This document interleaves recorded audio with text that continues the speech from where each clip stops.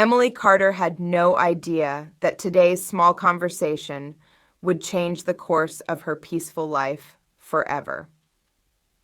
She didn't notice it yet, but someone else in the school had already begun watching those interactions very closely.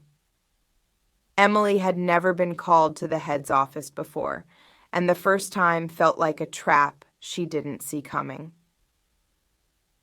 Watson's tone was courteous, but his eyes said he already knew more than she wanted him to.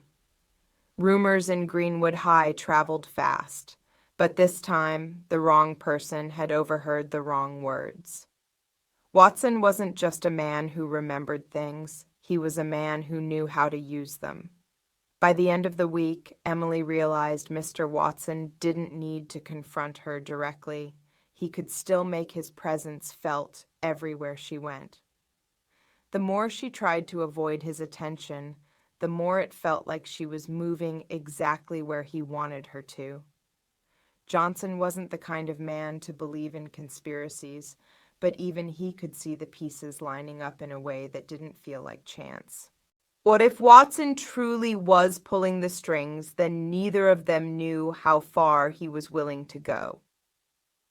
Emily didn't know it yet, but the next request from Mr. Watson was less about schoolwork and more about seeing where her loyalties truly lay. Johnson knew better than to openly challenge Watson, but some battles start with the smallest, quietest moves. For the first time in days, they spoke freely, but even freedom felt like it carried a cost. When Watson took his first overt step against Johnson, the school halls suddenly felt colder, filled with unspoken threats. Faced with Watson's quiet aggression, Johnson and Emily knew they had to act before things spiraled out of control. Watson's patience was wearing thin, and Emily was about to learn just how dangerous his power could be. His words were calm, but the threat beneath them was unmistakable. Trapped between Watson's threats and her own fears, Emily and Johnson realized they couldn't fight this battle alone. But in the game of shadows, one wrong move could cost them everything. Armed with their evidence, Emily, Johnson, and Jack prepared to confront the school board, but the battle was far from over. Watson's calm facade shattered the moment the investigation began, revealing a dangerous side Emily and Johnson hadn't seen before. Watson's retaliation was no longer subtle. It was a warning aimed directly at Emily and Johnson. The pressure reached a boiling point, and what had been simmering beneath the surface exploded in a confrontation that would change everything. But Watson wasn't ready to give up. His desperation made him unpredictable and dangerous. After weeks of tension and fear, the first glimmers of hope began to break through the darkness. But Watson's shadow still lingered, reminding them the fight was far from over. The moment Watson faced the board was charged with tension, a test not just of truth, but of power and control. Every answer Watson gave revealed cracks in his carefully maintained image. But even as the walls crumbled, Watson's desperation made him unpredictable and dangerous. When cornered, even the most controlled become reckless, and Watson was no exception. Watson's desperation was a dangerous gamble, and the stakes had never been higher. When threats crossed the line, Emily and Johnson took the brave step of involving the police, turning the tide of the battle. The long-awaited moment arrived. Watson's arrest shook the school to its core. With Watson gone, the school faced the daunting task of healing and moving forward. But as life moved forward, Emily knew vigilance was still necessary to protect all they had rebuilt. A quiet beginning. Emily Carter had no idea that today's small conversation would change the course of her peaceful life forever. The morning sun poured golden light through the tall windows of Greenwood High School. Inside, Emily, 25, stood at the chalkboard, her neat handwriting flowing as she explained a math problem to her class. Her voice was soft, her posture confident, yet modest. To the students, she was not just a teacher, she was someone who brought calm and order to their days. Emily's life outside the school was just as peaceful. She lived with her parents in a well-kept house on the edge of town, surrounded by flowering gardens and a white picket fence. Everything felt secure, stable, predictable. That was before Johnson arrived. Johnson, a new teacher in the English department, had an easy smile and a reputation for making friends quickly. But when it came to Emily, his friendliness had a different tone. He would linger outside her classroom, offer to carry her books, and start conversations that always seemed to run longer than necessary.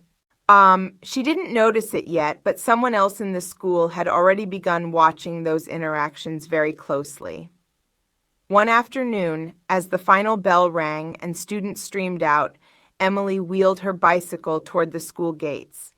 Johnson stepped into her path. "Emily, wait," he said, holding up a hand. I think you know I admire you. He hesitated, looking down at the ground, then back into her eyes. "I want to know you better, as more than just a colleague." Emily's hands tightened on the handlebars. "Johnson, I appreciate it, but I need time to think." "Then think," he said quietly. "I'll wait." That night, Emily couldn't stop replaying the conversation. She didn't dislike Johnson, but something about the suddenness unsettled her. Emily had never been called to the head's office before, and the first time felt like a trap she didn't see coming. The bell rang for the final period, and Emily began packing her materials. She planned to ride her bicycle home and spend the evening marking assignments. But before she could step out, the school's receptionist appeared at her door. "Mr. Watson would like to see you," she said. Emily blinked. "Now?" "Yes. He said it's urgent." She followed the long corridor to the administrative wing, heart beating faster with each step. The air seemed heavier here, the walls quieter. She knocked gently on the office door. "Come in," Watson's voice called. Inside, the blinds were half closed, stripes of light cutting across the carpet. Watson sat behind his desk, pen in hand, though he wasn't writing. Instead, he gestured toward the chair opposite him. "Emily, please, have a seat." Watson's tone was courteous, but his eyes said he already knew more than she wanted him to. "I overheard part of your conversation with Mr. Johnson yesterday," he began.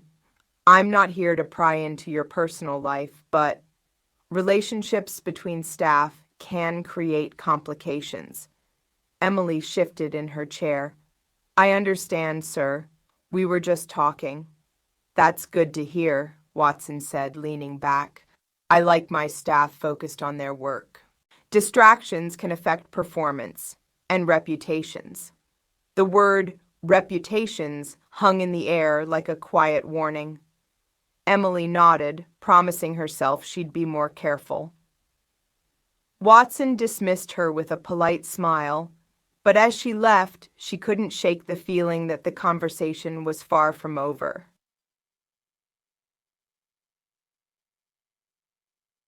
The Unwelcome Ear. Rumors in Greenwood High traveled fast, but this time the wrong person had overheard the wrong words. The next morning, Emily arrived early, hoping for a quiet start before classes. She placed her lesson plans on the desk, opened the windows, and inhaled the crisp air. Outside, the school courtyard was nearly empty. Only a few students wandered in, chatting and laughing. By mid-morning, Johnson had already passed by her classroom twice, each time offering a small smile. Emily wasn't sure whether to smile back or avoid eye contact. She didn't want the other teachers to start whispering. What Emily didn't know was that Mr. Watson, the school's head, had been in the hallway yesterday when she spoke to Johnson. His sharp memory replayed her hesitant admission. I might feel the same. Watson wasn't just a man who remembered things. He was a man who knew how to use them. During the lunch break, Emily sat in the staff room, sipping tea and reading over her notes. Johnson entered, tray in hand, and sat across from her. So, did you think about it more? He asked in a low tone, careful not to draw attention. Emily looked around. Johnson, I like my life the way it is. I don't want trouble. Neither do I, he replied quickly. But sometimes you can't control how you feel. Before Emily could respond, Watson entered the room.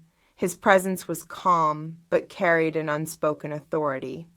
He greeted everyone, then let his gaze rest on Emily and Johnson for just a beat longer than necessary. Emily felt her stomach tighten. Watson's expression was polite, but there was something behind it. Calculation, perhaps curiosity. By the end of the week, Emily realized Mr. Watson didn't need to confront her directly. He could still make his presence felt everywhere she went. The next few days passed in a blur of lessons, grading, and short conversations with Johnson. At first, nothing seemed unusual, but then Emily noticed small changes.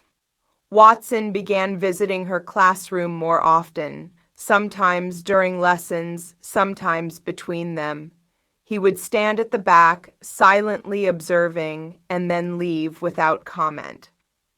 At the weekly staff meeting, he rearranged the seating chart so that Johnson and Emily were on opposite ends of the table. Better for group discussions, he said casually. Emily tried to ignore it.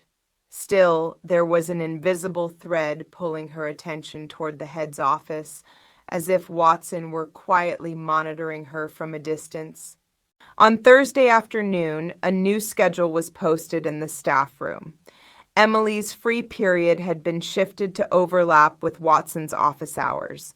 Johnson's timetable had been altered too, placing him in another wing of the school during Emily's breaks. When she glanced at the notice board, Watson was there, straightening papers. Just making sure the new term runs smoothly, he said, his tone light, but his eyes unreadable. That evening, Emily cycled home under the fading orange sky, her mind crowded with questions. Was this just coincidence, or was Watson quietly building a wall between her and Johnson? Noticing the pattern.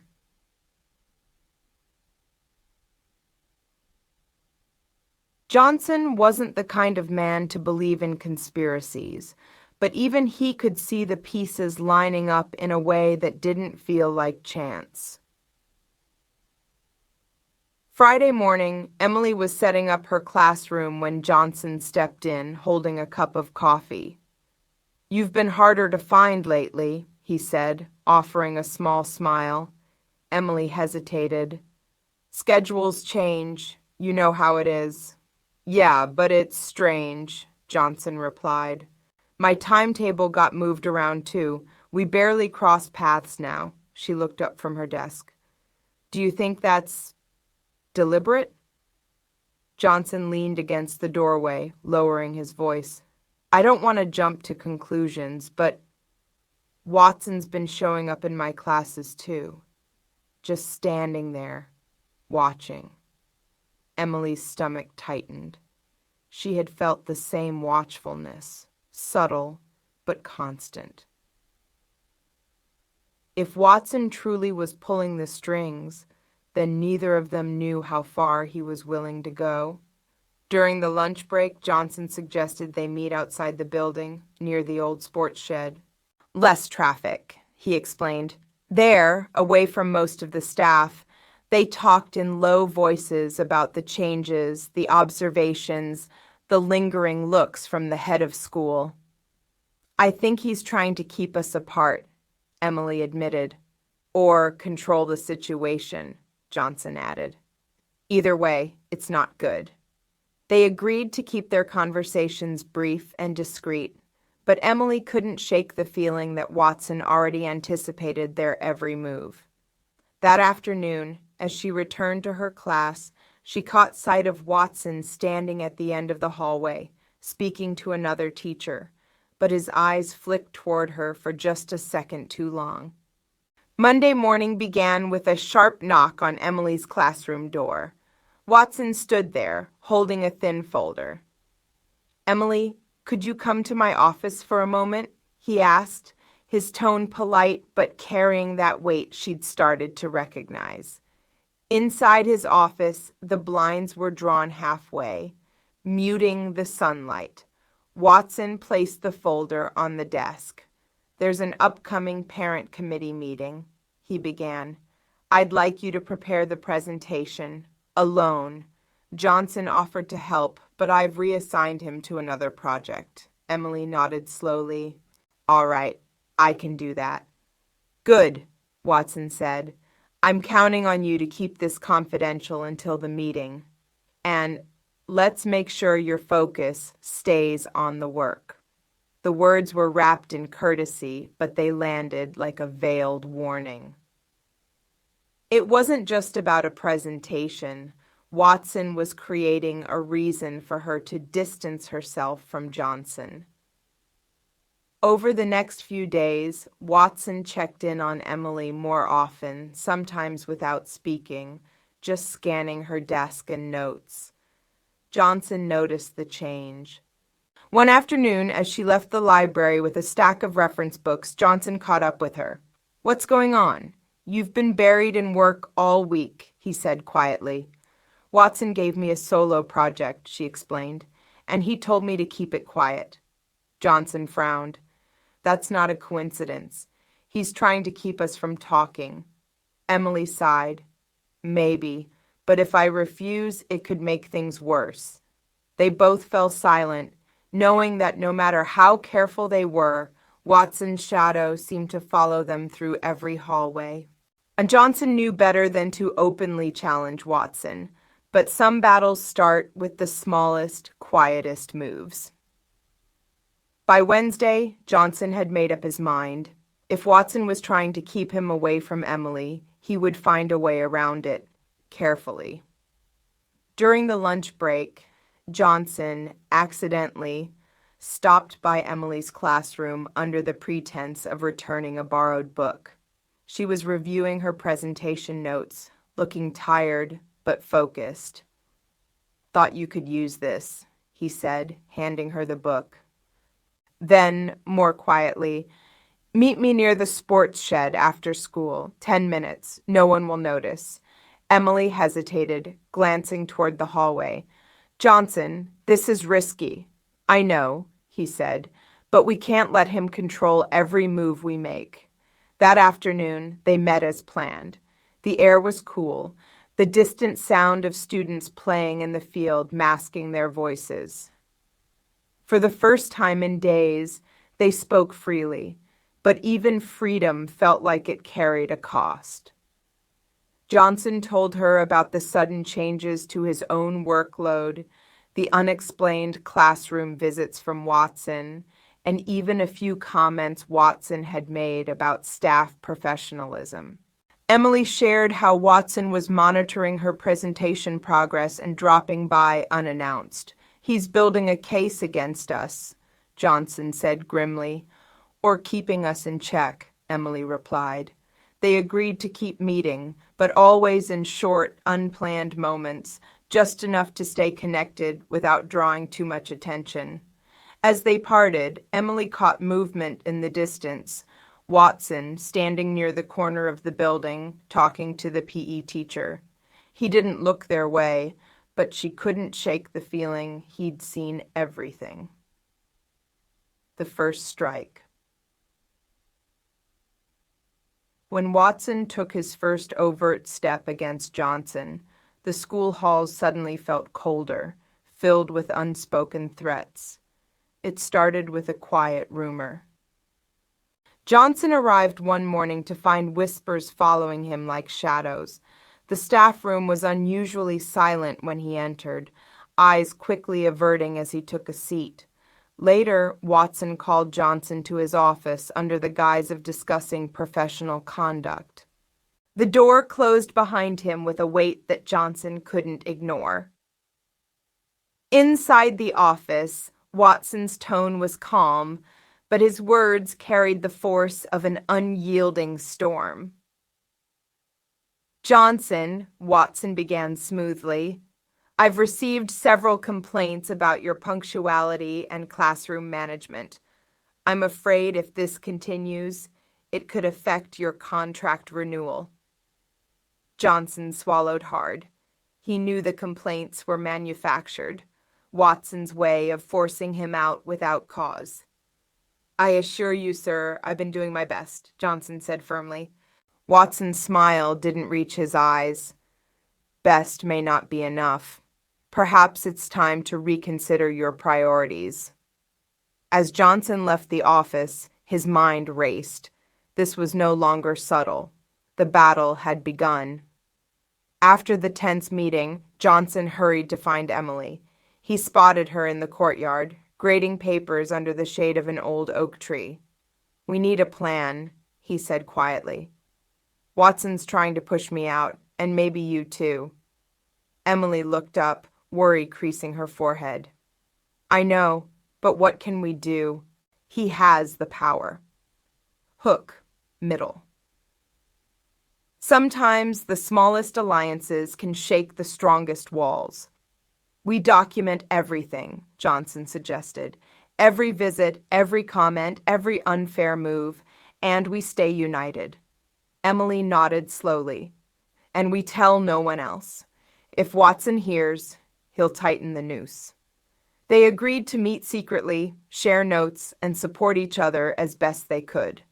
It was risky, but it was the only way. As they parted, Emily caught Watson's gaze from across the playground. His smile was thin, knowing, and colder than ever.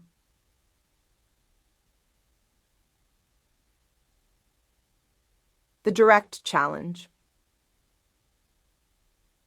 Watson's patience was wearing thin, and Emily was about to learn just how dangerous his power could be.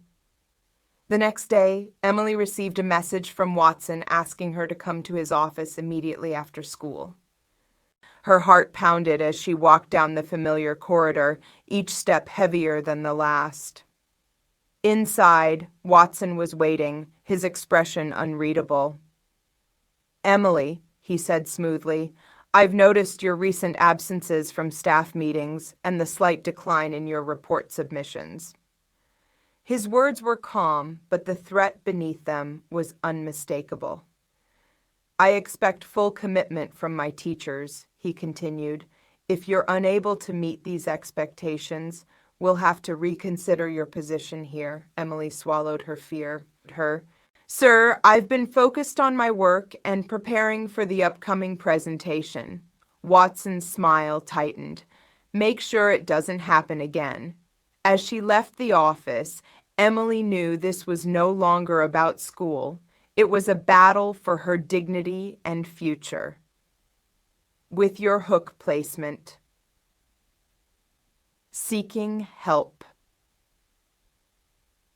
Trapped between Watson's threats and her own fears, Emily and Johnson realized they couldn't fight this battle alone. That evening, Emily sat at her kitchen table, her hands trembling as she dialed a number she hadn't called in years. "Hello?" A familiar voice answered. "Jack, it's me," Emily whispered. "I need help." Sometimes the bravest step is reaching out and hoping someone will catch you. Jack, Johnson's close friend and a trusted ally, listened patiently as Emily explained the situation, the pressure, the threats, and the silent war waging within the school walls. "We can't let Watson win," Jack said firmly. "I know some people who can help, but we have to be careful." Relieved but still anxious, Emily and Johnson planned their next moves with Jack's support, hoping to turn the tide before it was too late. Emily, Johnson, and Jack met in a quiet cafe, far from prying eyes. Jack pulled out his phone. "We'll record his visits, save messages, anything suspicious. Digital evidence is hard to dispute." Emily nodded, feeling a mix of hope and fear. Every step was risky. Over the next days, Emily kept her phone discreetly recording during Watson's unannounced classroom visits. Johnson documented every unfair accusation and schedule change. Jack worked behind the scenes, reaching out to contacts for legal advice and support. As the evidence piled up, so did the tension. Watson's gaze grew colder, his control tightening like a noose. The confrontation. Armed with their evidence, Emily, Johnson, and Jack prepared to confront the school board, but the battle was far from over. They arrived early at the board meeting room, the weight of anticipation heavy in the air. Emily clutched the folder of documents, each page a testament to their struggle. "Are you ready?" Jack whispered. Emily nodded, her heart racing. The board listened intently, but the real challenge was convincing them to act and not to protect Watson. As Emily detailed the incidents and Johnson added his testimony, a few board members exchanged skeptical glances. Watson's reputation was strong. Some found it hard to believe the head of school could be so ruthless, but with every piece of evidence, the atmosphere shifted. By the end, the board agreed to launch a formal investigation, warning Watson to maintain professionalism during the process. Escalation. Watson's calm facade shattered the moment the investigation began, revealing a dangerous side Emily and Johnson hadn't seen before. That very afternoon, Emily noticed the change. Watson's greetings became colder, his glances sharper, and his presence more imposing. In class, he suddenly criticized her lesson plans harshly in front of the students, undermining her authority. Watson's retaliation was no longer subtle. It was a warning aimed directly at Emily and Johnson. Johnson, too, felt the heat. He found notes slipped under his door, threatening letters hidden in his locker. The school atmosphere grew tense, whispers of the ongoing investigation swirling around. But Emily and Johnson held firm, supported by Jack's unwavering guidance. They knew the worst was yet to come and that they had to be stronger than ever. The breaking point. The pressure reached a boiling point, and what had been simmering beneath the surface exploded in a confrontation that would change everything. One rainy afternoon, after school hours, Emily found herself alone in the hallway when Watson appeared. His eyes flashed with anger. "We could have ended this quietly," he hissed. Emily stood her ground, heart pounding. "It's over, Watson. The board is involved now." But Watson wasn't ready to give up. His desperation made him unpredictable and dangerous. Watson stepped closer, voice low and threatening.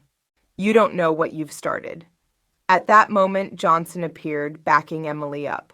The three faced off silently, the tension thick enough to cut. Emily realized this was more than a battle for jobs. It was a fight for justice, respect, and survival. Signs of change. After weeks of tension and fear, the first glimmers of hope began to break through the darkness. The school atmosphere shifted subtly. Teachers exchanged fewer worried glances, and students noticed the change too. Emily received a message from the board, an update on the investigation's progress. "They're taking it seriously," she told Johnson with a small smile, but Watson's shadow still lingered, reminding them the fight was far from over. Watson was quieter, more restrained, but still watching, still waiting. Emily and Johnson knew they had to stay strong, keep pushing, and support each other through whatever came next. The hearing. The moment Watson faced the board was charged with tension, a test not just of truth, but of power and control. Watson entered the hearing room with his usual confident stride, but this time the faces watching him were less welcoming. Emily and Johnson sat together, waiting anxiously as the board questioned Watson about the allegations.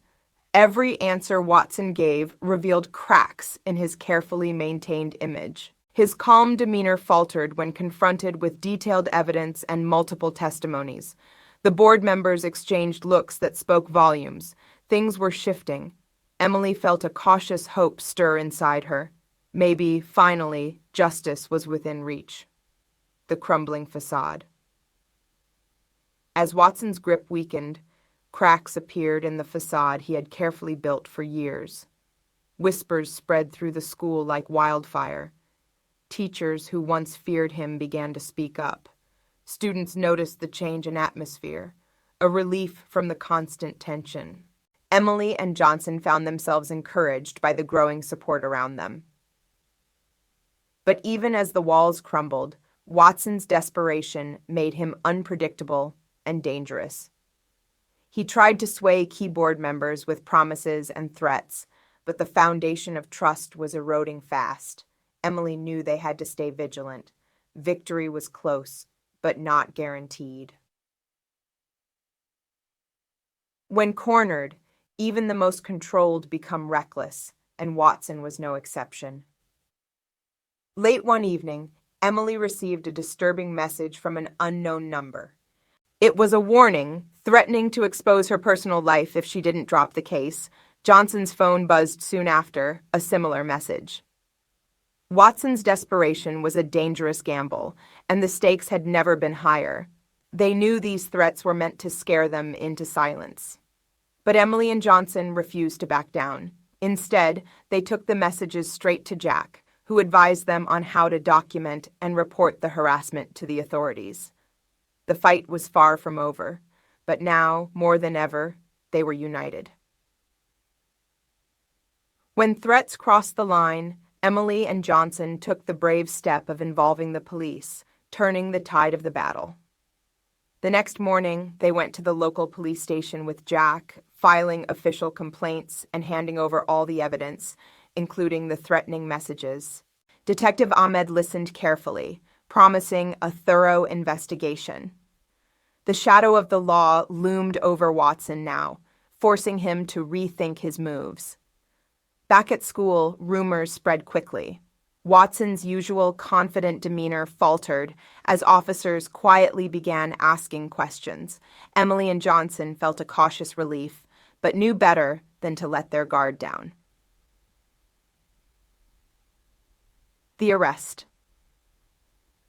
The long-awaited moment arrived. Watson's arrest shook the school to its core. Police officers arrived at the school early one morning, escorting Watson out in handcuffs. Staff and students watched in stunned silence. Emily and Johnson stood together, relief and exhaustion washing over them. But even as justice took its first step, the scars Watson left behind remained. The school was quiet that day, the absence of its head a heavy reminder of the ordeal. Emily knew healing would take time, but the battle had been won. Recovery and rebuilding. With Watson gone, the school faced the daunting task of healing and moving forward. Emily and Johnson worked tirelessly to restore trust among teachers and students, organizing meetings and support groups. The community began to rally, hopeful but cautious. Rebuilding wasn't easy. Old wounds took time to heal, and new challenges emerged. Some staff struggled with lingering fear, while others wrestled with guilt for not speaking up sooner. But Emily remained determined, knowing their courage had sparked a new beginning. New beginnings. As the school healed, Emily found herself opening the door to hope, not just for her career, but for her heart. One afternoon, Johnson invited Emily to a small cafe, a gesture that surprised her but felt comforting. They talked openly about fears, dreams, and the future they both wanted to build beyond the shadows of the past. Sometimes the strongest bonds are forged in the hardest battles. Their friendship deepened, and Emily felt a warmth she hadn't expected. It wasn't just about surviving anymore, it was about living, a renewed spirit.